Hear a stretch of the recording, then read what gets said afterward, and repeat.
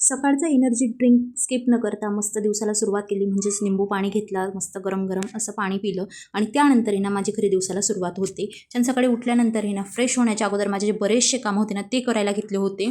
सगळ्यात अगोदर म्हणजे यात्रेत गेले होते आणि तिथून मी हे पाट आणलं होतं पोळ्या लाटायला.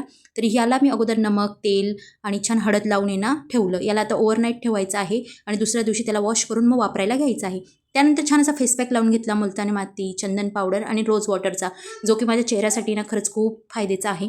आणि रात्रीच्या वेळेस हे एक टॉप जे मी आणलेलं होतं ना, तर ते मी रात्रीच ट्राय केलं आणि म्हटलं चला तुम्हाला पण दाखवावं कसं दिसतंय आणि हा ड्रेस कसा दिसतोय मला कॉमेंट करून नक्की कळवा. त्यानंतर गार्गीचा होमवर्क होता आणि प्रॅक्टिस बुकमध्ये ABCD काढणं चालू होतं. तिचा थोडा अभ्यास घेतला आणि त्यानंतर थोडी देवपूजा केली संध्याकाळच्या वेळेस, दिवे वगैरे लावले आणि गार्गीला पण 1-2 जे टॉप होते ना, तर ते तिचे स्कर्ट वगैरे जे आणलेलं होतं ते ट्राय करून पाहिलं आणि खरंच हा फ्रॉक खूप छान दिसत होता तिला पण. आणि असा होता माझा आजचा दिवस. Thank you for watching. बाय.